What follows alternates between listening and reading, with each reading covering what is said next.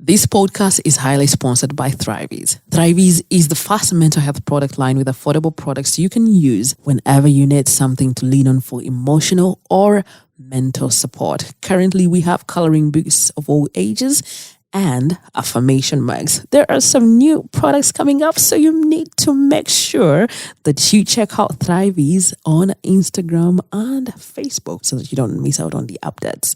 And yes, listener donations are also welcome. You can drop your donation on 0770-338-440. The number is registered in the names of Navu Network. If you're not in Uganda, remember to add the country code +256 770 338 440. Hey, welcome to #WinDubGuzichwanuka. This is the #1 African millennial podcast that sits at the intersection of mental health, self-discovery, and personal growth.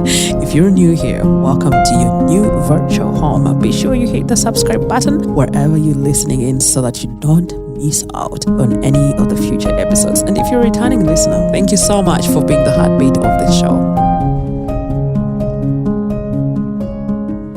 In today's conversation, I sit down with Atieno Otieno. She is a passionate mother and advocate for balanced parenting.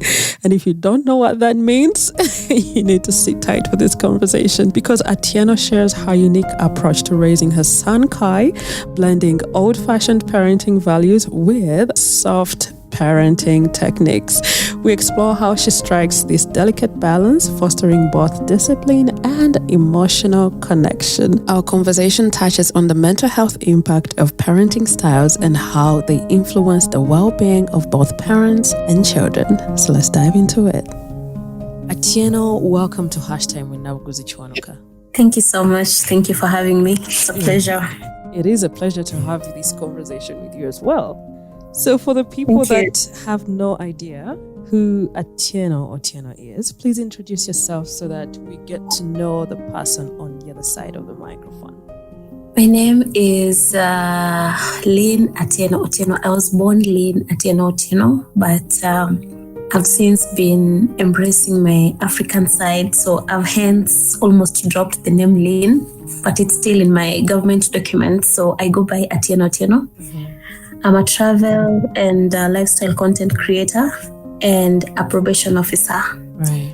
Yes. The very first time I entered Kenya, I found a couple of Otienos. And for some reason, I was like, could they be related?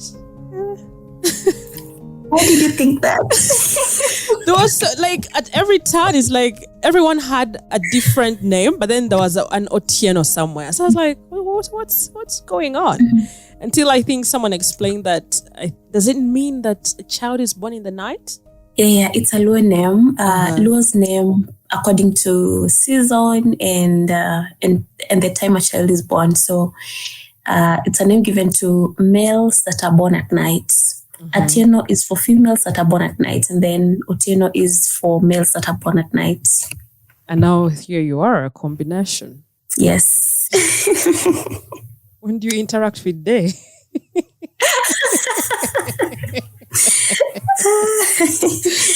I'm clearly destined not to interact with Day. So Atieno is my name, Otieno is my dad's name. So I go by both.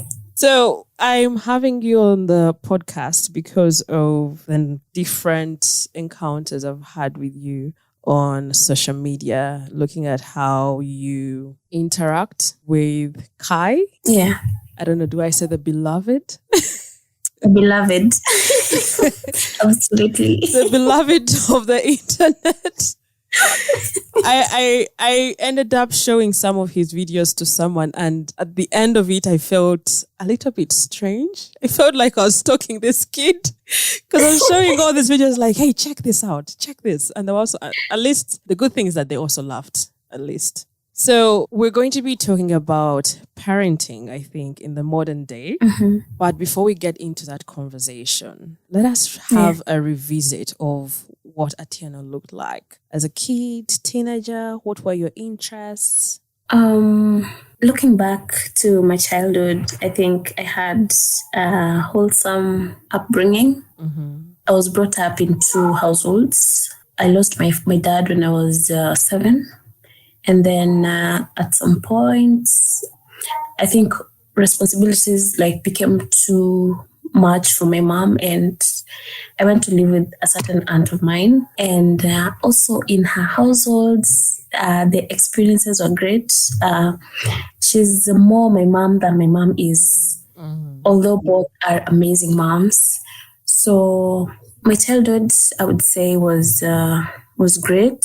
I had the opportunity to be a child. I would say there was a lot of intentional parenting. I don't know if I should call it that, because it was more of being protected from the world. But I wouldn't call it very intentional. I wouldn't refer to it as very intentional. I would say my parents were strict. Okay. They were strict in the sense that they want you to grow up into this particular person. They want you to be protected from this particular people, just to be kept safe. But it was not, I don't think there was a lot of intentionality in it. It was like, I would say, a way of life. Could it be a way of raising a girl child? Exactly, in the African context. Yes. Yes. So we are just two sisters, and I could say we were very protected from the outside world in the African context of raising African girls. Right. I wouldn't say there was a lot of intentionality in it, so that at the end of the day, we are this particular kind of people. I don't know if I make sense. It does make sense. But now, when you look at yourself, when you look back, how were you? Were you playful, jolly, reserved? What did the young Atieno look like? I was very playful, but at the same time, I was a bit reserved because we didn't have a lot of opportunity to express. I didn't have a lot of opportunity to express myself. You always had to do as the parents said. You always had to do as the teacher said. You always had to do as the caregiver said. There wasn't a lot of room for us then growing up to express ourselves. So that led to us being a bit reserved and not very outspoken. But at the same time, I think I was very playful. Yeah. I had to ask that question because there is a way how your parenting looks like. It's a balance between old-fashioned values and a softer, more modern approach. Now, when I look at you saying that you were not allowed space to speak and there was some kind of reservation, and then you have this, how old is this man? He's 4. You have this 4-year-old man. Yeah. Oh my goodness. How would you term your style of parenting? Let me start by saying that I had to reparent myself when I had this child. Ooh. Yes. Tell me about it. I had to reparent myself because my approach to a child making a mistake would be to reprimand them. Right. Instead of coming from a place of understanding why that is happening. And sometimes there's no reason why a child does something. It's their child and they need, some guidance. They don't need you shouting or reprimanding them for it. So I had to unlearn and relearn. So I would say my style of parenting revolves around how do I describe it? Because as you say, I'm trying to, as a parent, I'm trying to pick up some of those values I grew up with. And then we are also parenting a different set of kids. We are not parenting millennials and Gen X. We are parenting a different kind of kids, a different, generation of kids who, I don't know if they learn fast or... and I think they're self-aware.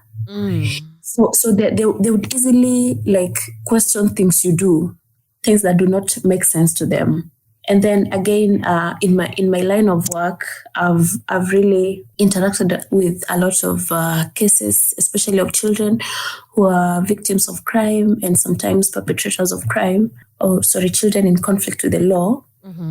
And most of the time, their behavior has to do with their upbringing or how their primary caregiver relates to them or treats them. And in the sense of children being victims of crime, I've also learned over time how the way children are treated in a place that they call home has the ability to predispose them to being victims of crime. So with all this in mind, I try to be an intentional parent.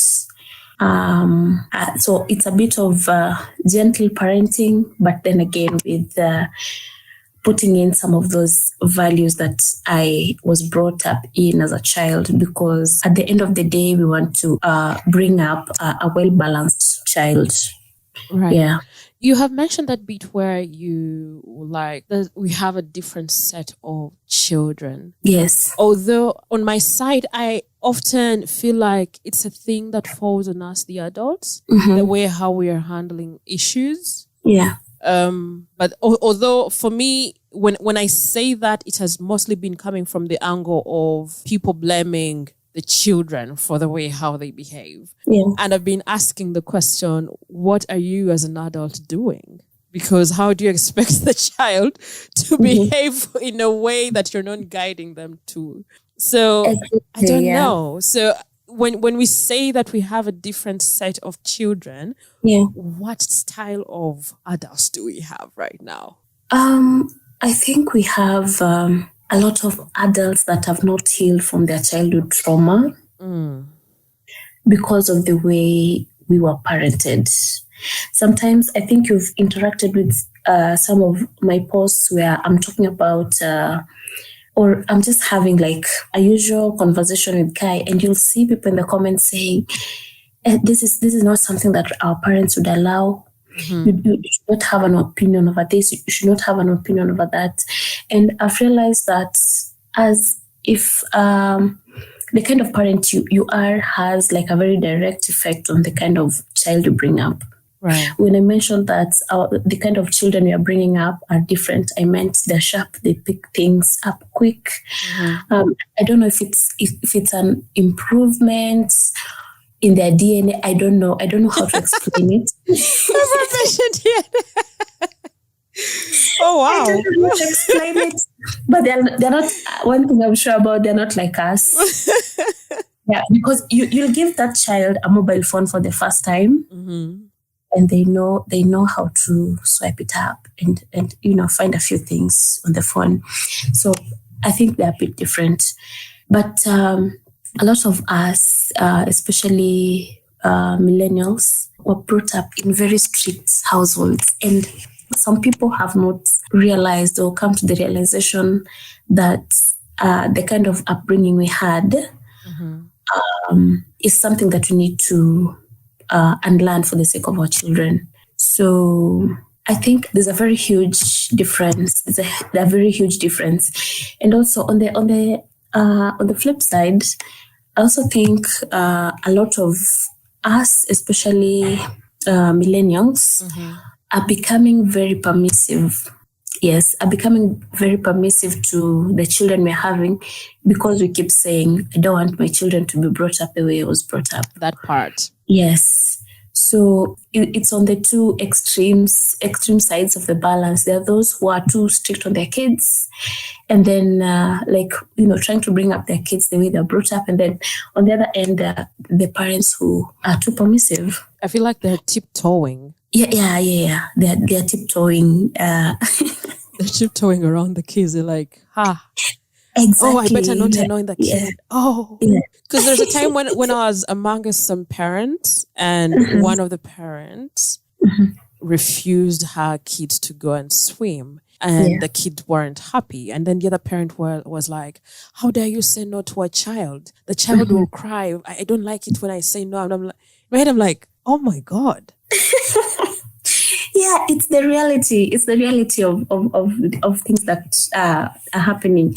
And another reality is also that parenting is not easy. Right. Yeah, it's not an easy journey, and it's important for us to try. That's why I try to create a balance. I'm all for gentle parenting and a bit of the old. Mm-hmm. But then I know that sometimes I have to bring out my inner voice when I'm talking to Kai, because children know how to test your boundaries. And sometimes they just want to see how far you can go, how much you're willing to let them stretch the boundaries. Right. Yeah, exactly. What aspects of the old-fashioned parenting do you feel like are important to maintain today's world, especially when it comes to your son?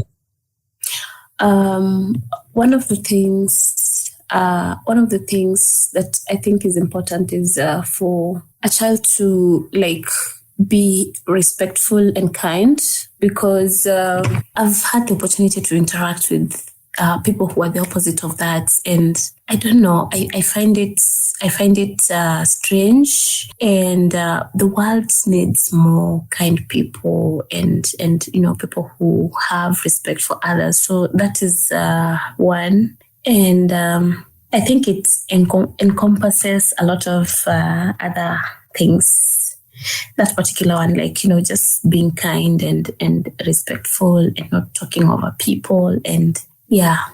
Do you ever feel like there are moments where these two sides could be conflicting? The gentle and old-fashioned way of parenting? They conflict a lot. Because sometimes you say, well, let me give this example. There's a day we went out with a family, another family that's a friend of our family, and Kai wanted to swim. Mm-hmm. But the weather was not so great. And then now in my mind, he has said it so many times. He has said it, "Mommy, can I get into the water?" I'm like, no, you'll get sick. I don't want you to get into the water because the weather is not so great. Mm-hmm. So internally, as a parent, you begin to ask yourself, am I being mean to this child? Mm-hmm. On the other hand, you're telling yourself, I have to think about the health of this child. So there's so many such moments. Like I've told you, children like stretching, testing boundaries, and it's constantly just you wondering if you're being mean or if you're being a good parent. Mm-hmm. So that happens a lot. And when you look at the generational influence, because you've talked about how you found it important to reparent yourself, at what stage did you feel like, oh my God, I need to reparent myself? Because, I don't know, was it when you were pregnant, when this child was out? So this happened when this child was out. Immediately? Not immediately. Uh-huh. Let's say about when they're about 8 months. When he was about 8 months old. Now when he starts to be a child, just when he starts to exist as a person, when he starts to notice his environment, when he starts to let me tell you something. When I was at the university. Mm-hmm. I had this friend who would come to my room and say that she doesn't want to sit on my bed because my bed was too neat. Mm-hmm. So I remember one time when Kai was around 1 year old, and he was throwing toys everywhere. I remembered that friend and told myself that she should come to my house right now and see what's going on. Because and also I remember when Kai started walking, moving around, well, not exactly, moving around, he would throw toys everywhere, and I would be behind him, cleaning after him all the time. Oh my God. Yeah, that's exactly. The whole I had to day's sit work. myself down. Oh my God. Yes, like I was literally cleaning after him, when he puts this toy here, I pick it up and, and all that. So at some point I had to tell myself, I have to let this child, be. I have to let him just play the entire day, and then we'll clean up whatever needs to be cleaned up in the evening when he goes to bed. So I realized I had to reparent myself in those moments when I felt like I needed to correct my child, when in the real sense, he was just being a child, or he's just being a child. And when I reflected back on the only thing I knew from my own growing up as a child was there was the use of kiboko. I'm sure you know what kiboko is. I know. Well, last time we told him he was going to eat kiboko, and he told you it's not food. It's not food, yeah. So there was a lot of kiboko without really being given the opportunity to explain why you did what you did, and especially at home and in school. Right. Like first, our school was bad. It was strict. If something happened, I remember one time, I think a certain boy wrote a certain girl a letter, and then the whole class was punished for it. The whole class? I'm telling you.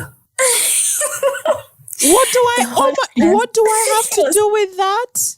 We were being punished because apparently some people knew that a letter had been written, but they did not report. I was very young then. I was 13. Goodness.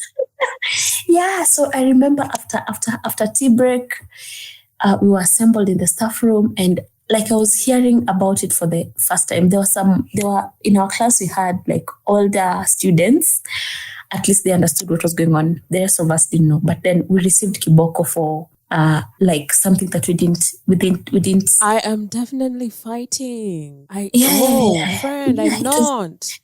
So we didn't have the backbone to fight then. That is how I get expelled. Me, man, no, don't involve me in things. Oh, wow, no. We didn't even know that we could fight back. So that is the kind of place I was coming from as a parent. Yeah. So I realized I have to do better for my child. I have to create a safe space for him to express himself. Because other than that culminating into having a well-rounded adult, it also, we live in a time where there's a lot of child abuse, and I don't want something to happen to my child, and they're not able to talk to me about it because I've not created a safe space for him to speak up or express himself or tell me what's going on in his life. Mm-hmm. Yeah, so in that sense, I had to reparent myself. You've talked about how parenting is not easy. Yeah. What are some of the challenges that you feel like you have faced being Kai's mama? One of the major challenges is you constantly have to create a balance. You have to be conscious and very alive to how your actions as a parent will impact your child. So it's easy to I've realized it's easy to, especially when Kai was about 2 years old, I realized that it's very easy to criticize another parent, especially if you don't have children. It's very easy to criticize another parent, because I reflected back on how things were before I had a child. I would easily say, this child is so spoiled, without really understanding what goes into parenting. And then another challenge, especially for me, I am a single parent. So another challenge that I've experienced is, the absence of the other parent, not in a material sense, because we have, I would say we have a good co-parenting arrangement to ensure that Kai's material needs are met.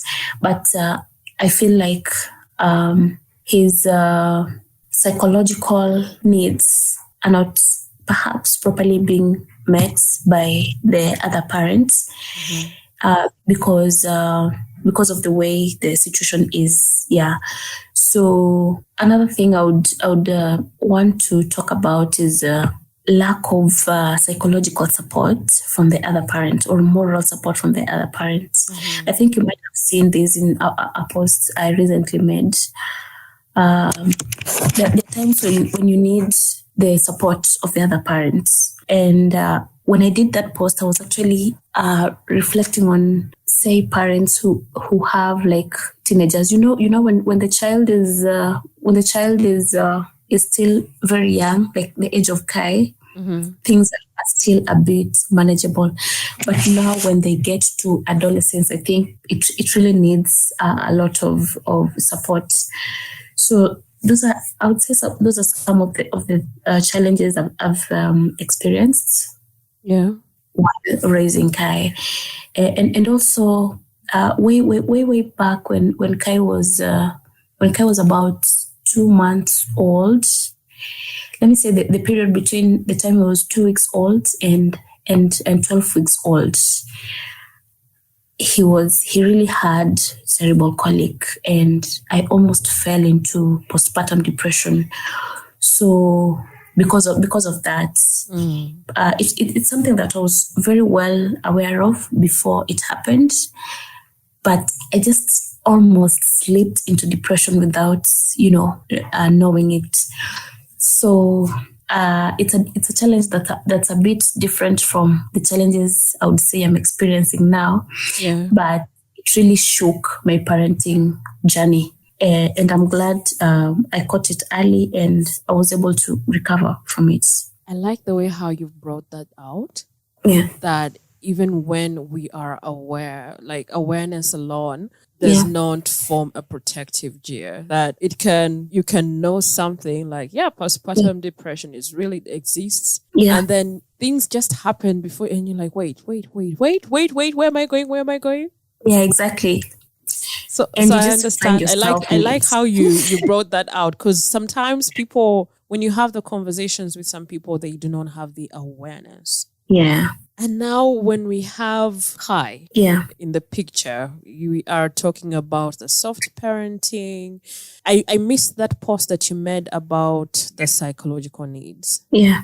But before we get to that point, there is you allowing him to express his emotions and have these conversations with him. And I think one time I don't know, did you talk about the parent in the neighborhood complaining about why their kid throw tantrums? And you realize that Kai has quite a balance with his emotions.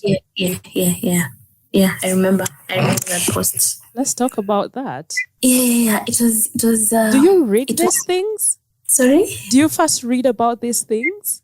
No.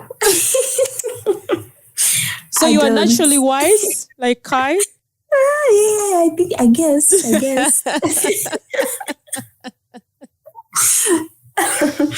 Well, sometimes things just happen, and then they say things make sense. Life makes sense backwards. Mm-hmm. So things that just happen, and then you begin to reflect, and you're like, okay, this is happening because that happened. So that particular time, I was asking myself, I've never seen this boy throwing tantrums. Yeah. Yeah, and then it hit me. It hit me that I've created a safe space for him to just express whatever it is he's feeling. And that's what he's been doing since he started talking. I think he was around 1 year, 2 months. And I was telling someone, people have asked me several times how Kai is so eloquent and well and well articulated. So I never spoke in baby language with Kai since day one. Like I would, when your baby is new, there are things you say to your baby. The things you say to your baby, yeah. Mm-hmm. The things you say your baby. So I never talked to Kai in baby language. You remember whatever we've just been talking about a few seconds ago about postpartum depression. Right. So other than that, I read extensively about what to expect in the first few months of parenting and all that. Mm-hmm. So one thing I read was to, just talk to your child, whatever you need to express. Don't do a buju to your child. Just talk to the child. When they wake up in the morning, how are you feeling? And when Kai started talking, he started talking to me like a person who should be out there paying taxes,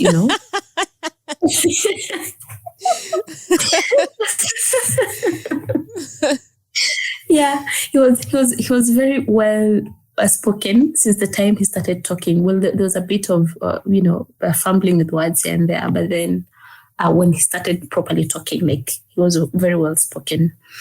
So I would say I'm losing my trail of thoughts. Sorry. We're here. It's your time. What was the question? The question was whether you see a difference in the way how he regulates his emotions. Yes. Sorry about that. It's very okay. So there's a huge difference, and the only reason that happens is because I've created a safe space for him to speak. I've conditioned him to speak for himself instead of going to a corner and sitting there because he's pissed off about something. So I could be say upset about something and talking to Kai and telling him, I don't like that this has happened or that has happened. But then he won't shy away from telling me, but Mom, I need to. Sometimes he even tells me when I'm angry, he tells me, Mom, when you're done saying that, I have something to tell you. He doesn't hold back. Yeah, I remember your argument about food because you were telling him he had to eat. We argue a lot. And he said, about food. It's still not fair that I have to eat. Like, come on now. Yeah. He doesn't hold back from expressing the things he needs to express. So we argue a lot about food because he's a very poor feeder. And in those moments, he tells me, okay, Mom, when I'm done with this food, I have something to tell you. And he'll finish his food and then tell me, I don't like the way you make me eat a lot of food. Or I don't like the way I said I wanted to eat some rice and you insisted that you have to eat ugali. Yeah. So I think generally that's what is helping or has helped him be in a space where he's able to regulate his emotions. Mm-hmm. Because he knows that whatever it is he wants to say, he's allowed to say it. Right. Yeah. Before we got to that question, you had mentioned about the psychological needs that you feel like aren't met from the other side of the parent. Yeah. And personally, I'm not a direct parent. Yeah. But I have children that I take care of. Yeah. And I think I first noticed this with a boy that I would just easily call my nephew, although we are not directly related. Yeah. I noticed I wanted to guide him on the ways of life. Yeah. And it hit me that I'm a woman. Yeah. Because he's already an adult, and I was like, oh my God. Mm-hmm. And I was like, I thought so much about it, and I was like, it's actually a lie. Mm-hmm. When a mother says, I am your mother and your father, Yes. Yeah. So is that one of the things that kind of play out your mind? Yes. I agree with you. You cannot, I don't think, well, I might get a lot of backlash for this, but let me just say it. I don't think a woman can teach a boy to be a man. Mm-hmm. Yeah, well, in certain ways you can, but in certain ways you need like a father figure, and that father figure does not have to be the boy's biological father. It can be a grandfather, an uncle, a friend. Yeah. So thinking about it now, I think there are moments when I feel Kai needs to spend more time with his father, because kids see things. They play with their friends. Kai is a celebrity in the place where we live. He has so many friends. So sometimes he goes to some of those houses and he sees there's a father and there's a mother, the conventional family setup. Right. And then he'll just come and ask you, I've not seen my dad in a while. When is he coming? So that tells you that there's a thought process behind it. There's something that has been conceived in his mind, Right. that leads to him asking that. And also sometimes I just feel like Kai needs to go to the car wash with his father, or needs to go do boy things with his father.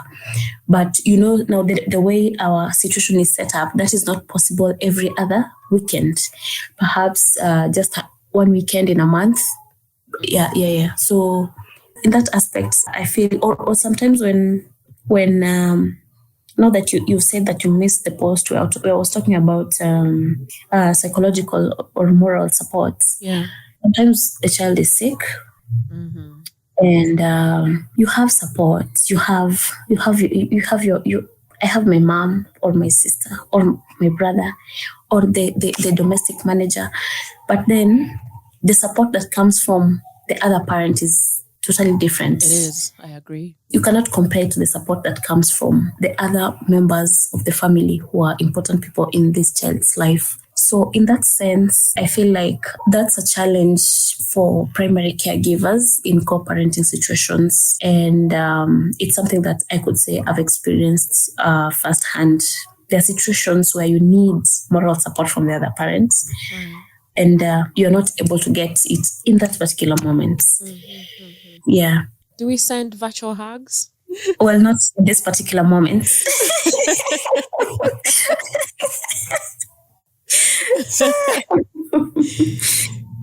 But thank you. Earlier on, you shared about how you saw yourself slipping into postpartum depression. Yeah. And now you have a 4-year-old on your hands. Yeah. And you also highlighted that parenting is not easy. Yeah.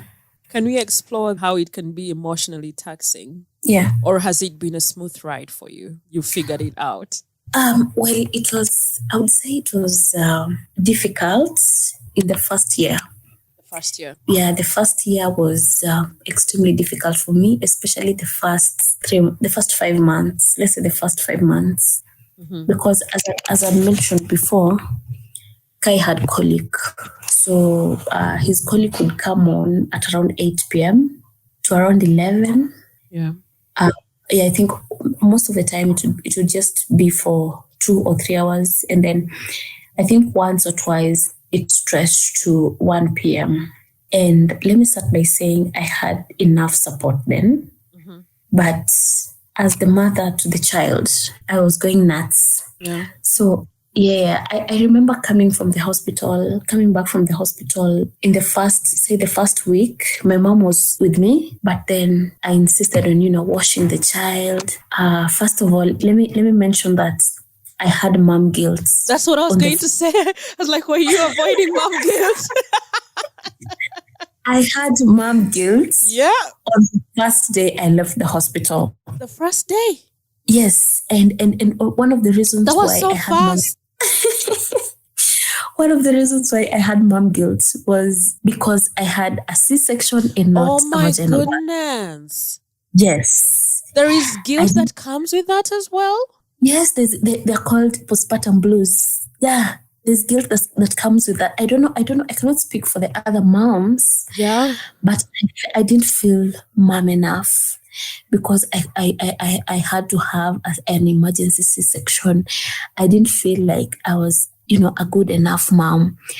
That went on for like 3 days.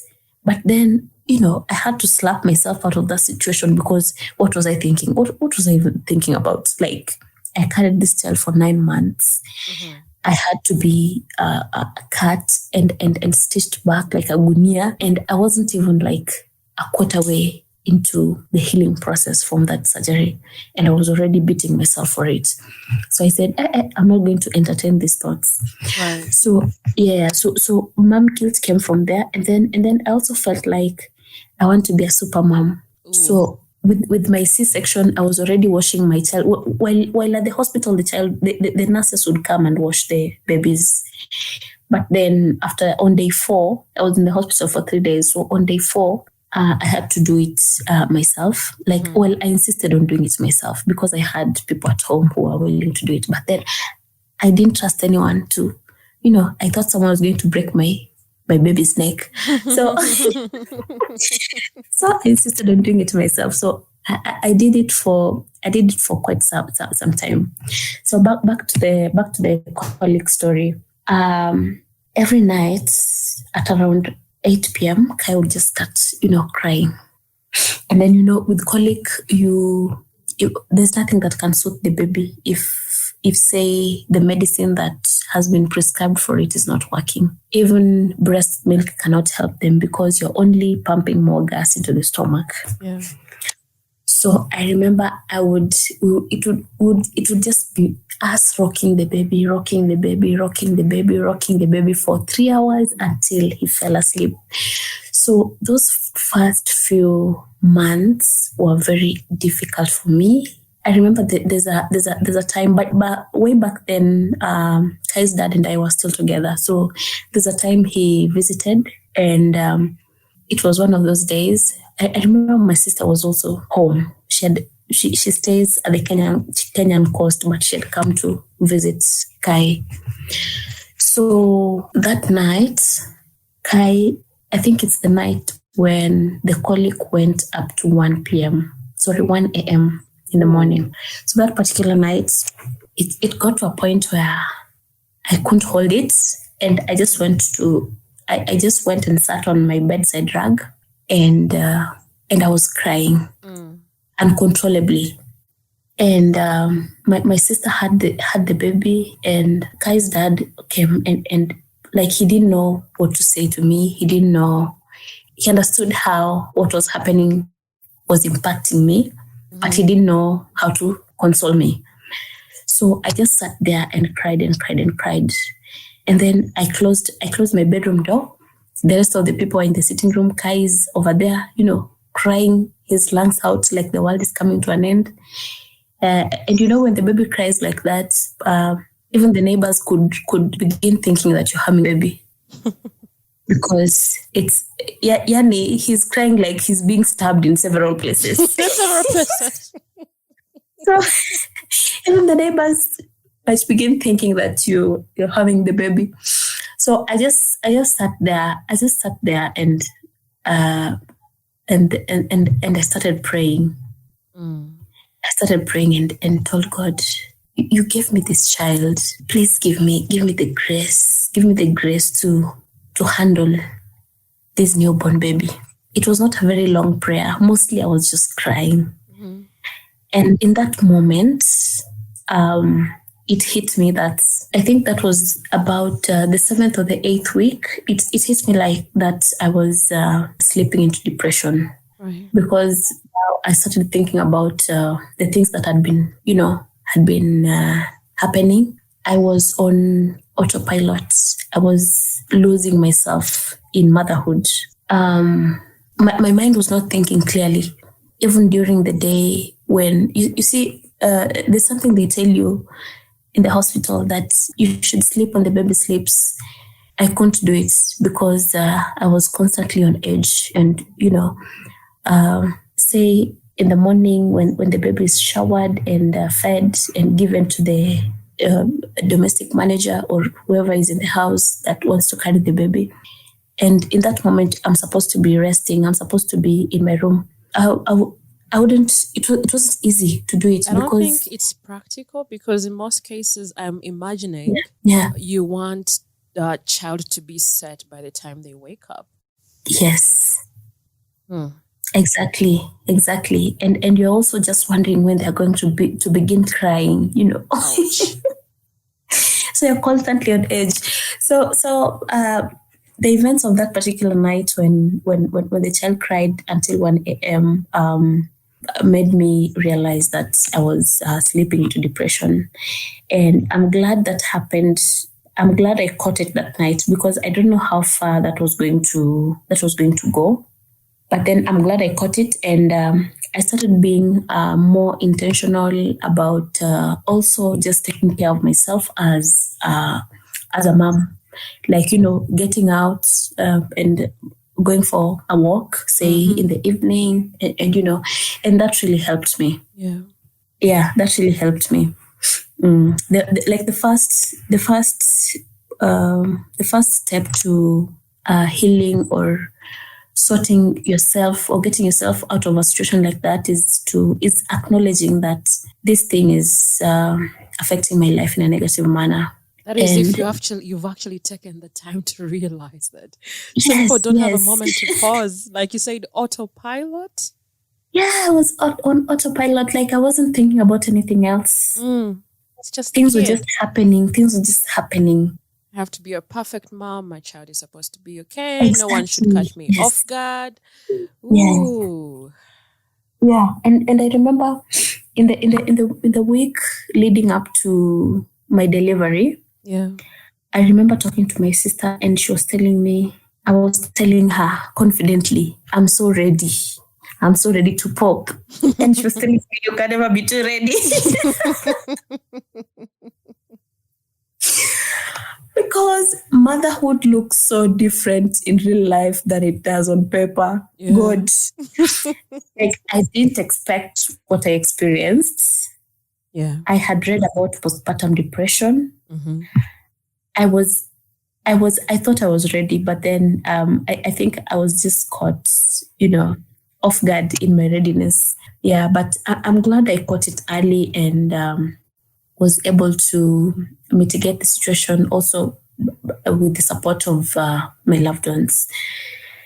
Yeah, so those few months, it's very important. Yeah. So I would say the first year was tough, but progressively the years after that, I wouldn't say it's been very tough for me, because usually I've prioritized rest as a person, and I've realized a lot of moms and a lot of parents. Well, I wouldn't say parents, because this burden, the burden of caregiving lies heavily on women than it does on men. Right. Irrespective of the kind of setup, even in a conventional family where there's a father that is present there every day, the burden is heavier on the women. So I've realized that it's difficult for mothers to separate themselves from their children. And it's something that I decided earlier on to do for the sake of my own mental health. I am Kai's mom, but I'm also a person. Right. Yeah, so I've learned to separate those two entities, and I think that is something that has helped me cope well with the parenthood. Yeah. Oh, so I didn't know, I wasn't fully aware of your single motherhood until you mentioned it here. Yeah. But now I'm still going to ask you this question because it's relevant on both sides. Like you said, how mothers find it hard to separate themselves from the children. But now there is the aspect of single motherhood. You are on a whole trip, madam. Not just one. You take a couple of trips. More than the people that have not even given birth. And we still claim we don't have time. How do you manage? Because I like the way how you mentioned this thing, that it's a very important thing for you to notice that, yes, I am this person's mother, but I am also this human being. Yeah. That's striking of the balance. How did you come to that place? Was it the autopiloting that made you feel like, ooh, I might be losing myself, and therefore I need to keep coming back to myself constantly?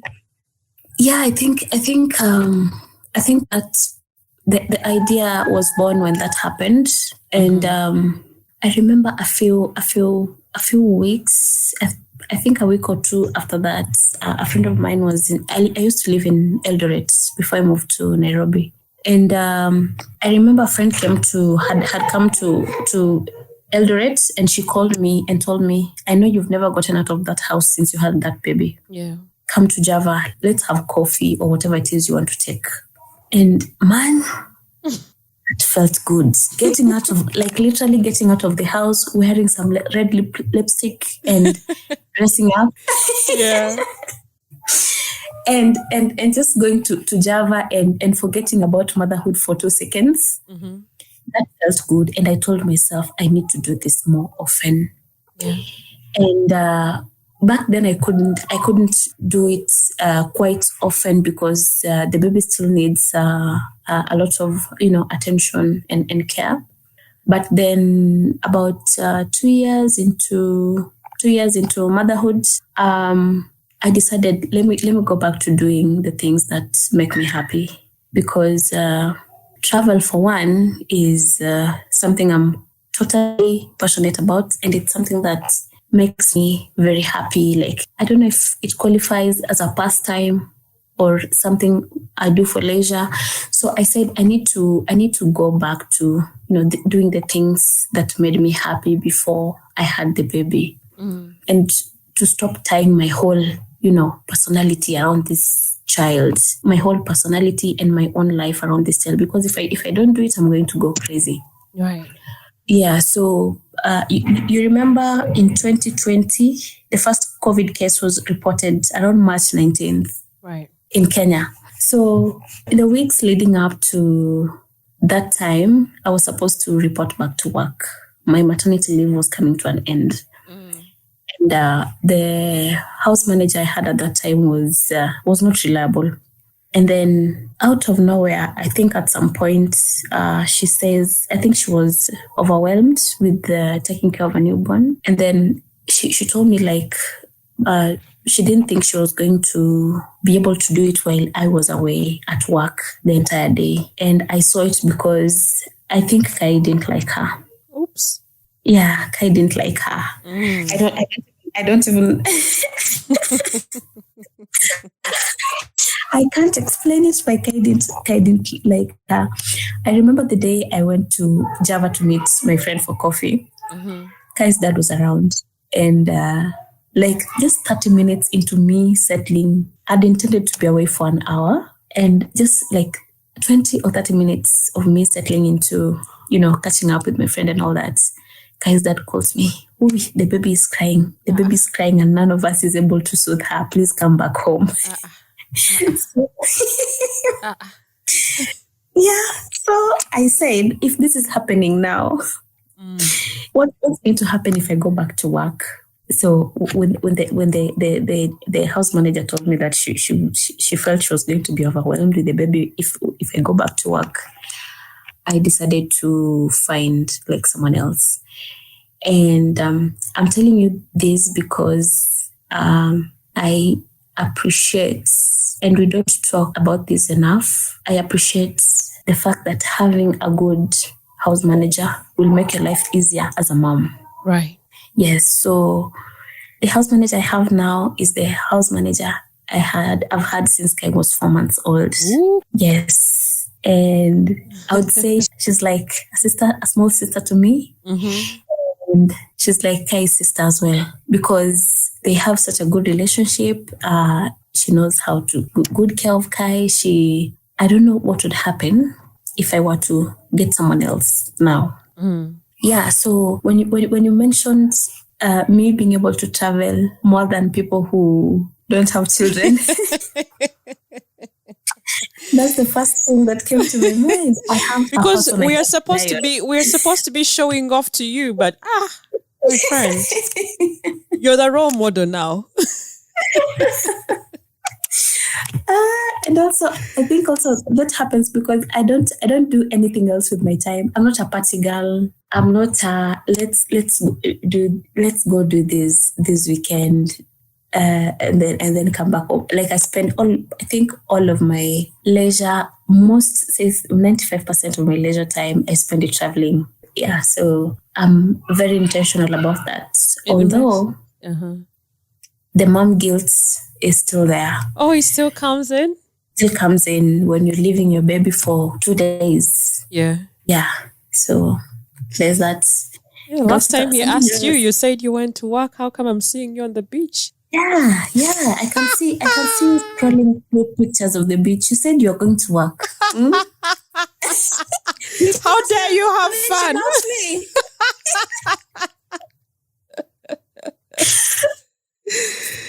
Oh my goodness.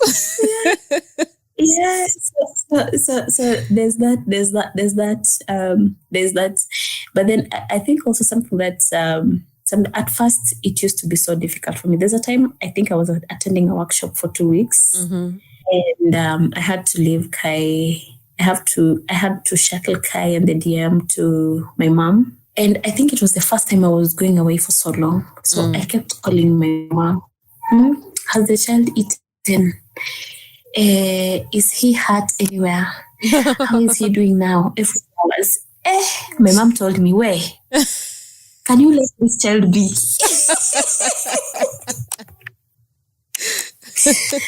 Can you let the boy be? Yeah. He's in very safe hands. I'm here, and also the DM is here, and there are people in this home. Nothing is going to happen to your child. Do your work. Kai will be safe. So then I reduced the calls to once a day in the evening when I was about to retire to bed.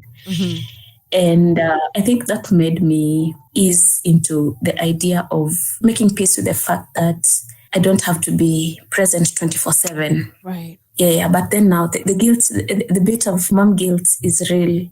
Yeah. Sometimes you just feel like, oh, I feel like I should take my child to this trip with me. Am I a bad mom? And you know, the society is very judgmental. Yeah. Because now there are a lot of people who think you're a bad mom for taking time off for yourself. And I actually wanted to ask you before you pointed that out. Yeah. I wanted to ask you this question. Yeah. Can you highlight the fact that now this is really me pushing my narrative on you, but can you highlight the fact that it is easier to go ahead with parenthood if you have time for yourself as well? Absolutely. In fact, it's something that I would recommend to any mom. Like, you're not your child. You and your child are not one entity. Those are two different people. And you take care of your children better when you're in a good space mentally. Right. But if you're constantly also just frustrated with life, it will reflect in your parenting. Have you heard of cases where a mother burns her children to death? I've seen it. I've seen them. Or stabs them to death. Yeah. It's because the mother is frustrated. It could be finances or other things going on with the other parents. A lot of stuff. But then the quality of your parenting depends on the quality of yourself as a person. How are you feeling? What kind of mental space are you in? So this is something that I recommend to moms and to anyone who will be listening to this. You're also a person, and you also need to take care of yourself other than taking care of your children. You also need to take care of yourself. Yes. This is a question that I don't know if I've had it anywhere or if I've even ever asked it to any parent, but do you feel like motherhood or parenthood has contributed to your personal growth? Absolutely. I think I'm a very different person from the person I was before I had Kai. I would say I was a spoiled child. Oh, yeah? I didn't think I would take care of anyone. I was very impatient.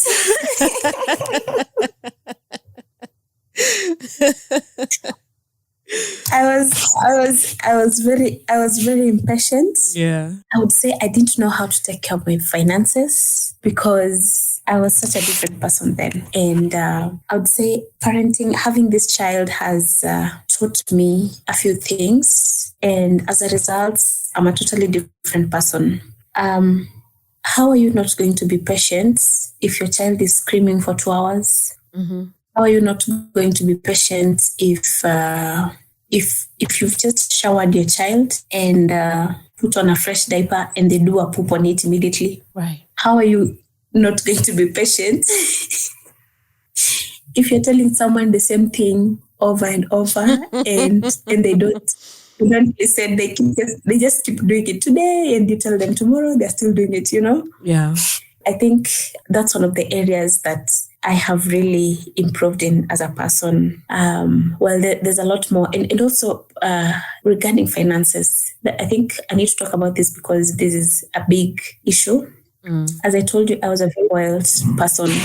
Kai's dad was always, spoiling me. If I needed anything, chua, take care of it.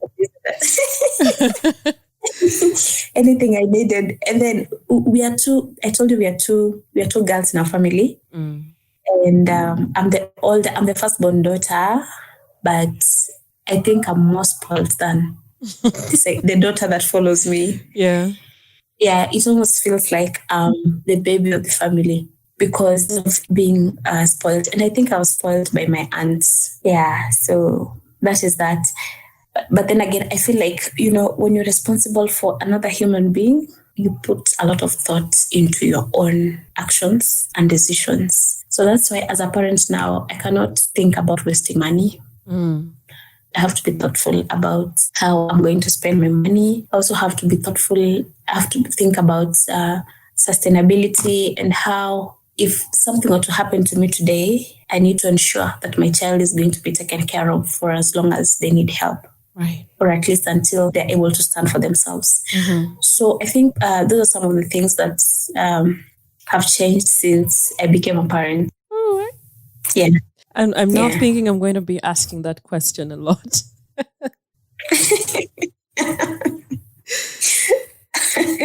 You have really given us your time, Atieno. Yeah. And before we close the conversation, is there a specific message that you would wish to send out to a new mother, a parent, handling a toddler in as far as their emotional well-being is concerned? Yeah. Yeah. Well, I think, first of all, if you're listening to this and you're parents, I just want to urge you or to encourage you to embrace intentional parenting. The world is a cruel place, and home does not have to be cruel. At least if things are not going right with your child elsewhere, at least they should know that home is safe and they can always come home. Oh my God. Coming home is not literally, I don't mean it in the sense of, coming home physically, but also just being able to talk to your parents and tell them that this is going on and you need help. Yeah. And secondly, as a mom, please prioritize rest. As I said before, the quality of your parenting will heavily relies on the quality of who you are as a person, of who you are internally, of your mental states. So take care of yourself, even as you take care of your child or your children. If you're a new mom, again, take care of yourself.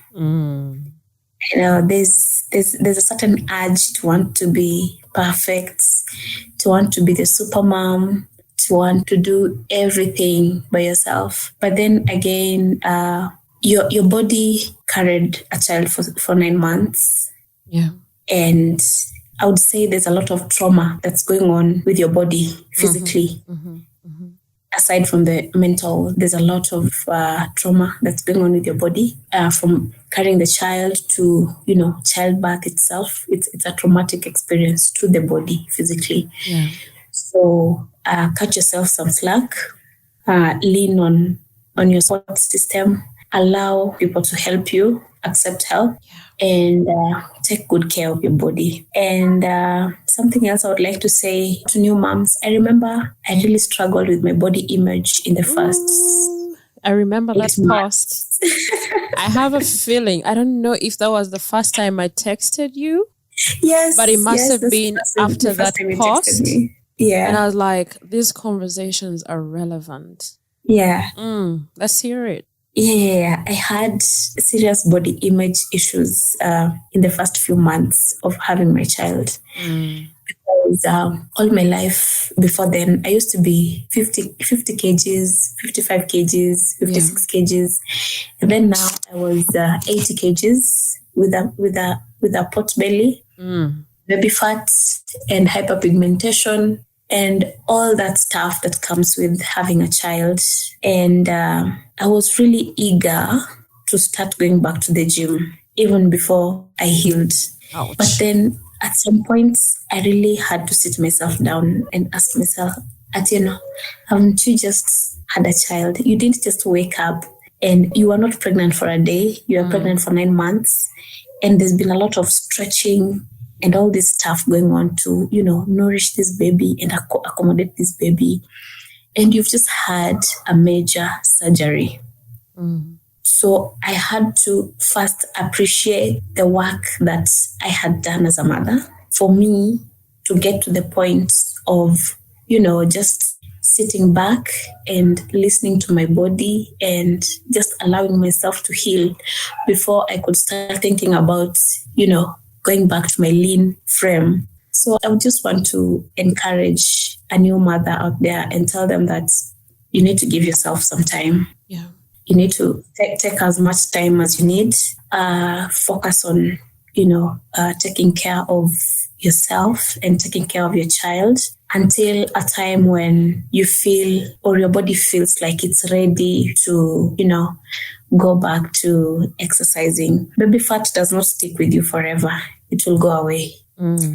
It doesn't stay forever. It will go away. So don't be pressured by people on the internet who want you to do intermittent fasting. You can't be fasting when you're nourishing another person. When you're nourishing another baby, it will take a toll on you. And of course, your body needs time to heal before you can start exercising. So I know there's a lot of pressure, and that pressure does not have to be external. Sometimes it's just your mind telling you things and pressuring you into wanting to go back to your pre-baby body.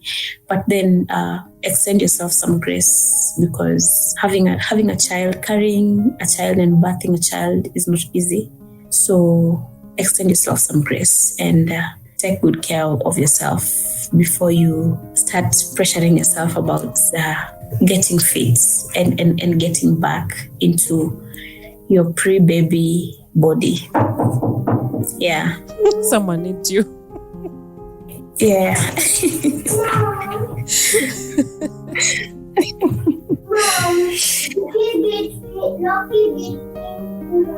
I'm coming to take care of Loki. Okay, give me a few minutes, okay?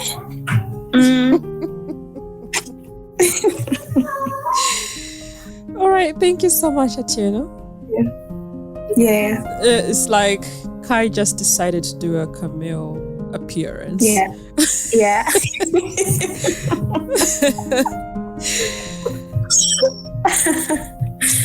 It's been such a huge pleasure to learn from you, your experiences, and for you to be willing to share whatever you feel like is important for us to take away. Yeah, thank you. Thank you so much. It's been a great session. I also just had time to reflect on the journey and how things have been, and I feel a bit emotional because I can't believe my child is 4 years now. You've done great. You've done Thank great. you. And thank you for involving us a little bit in the process. You're welcome. Aya, do have a great afternoon. You too. Have a good afternoon as well. Thank you. Bye-bye. Bye. I really appreciate you for sitting with us to the very end of this conversation. And if you loved it, please make sure you hit the subscribe button wherever you're listening in, and rate the show as well. Give us a 5 stars. Yes, we deserve the 5 stars. So if you love the conversation, do not hesitate to hit the subscribe button. And if you have something that connected with you, if there are insights that you feel like moved your spirit, do not hesitate to share with us on social media and be sure to tag us.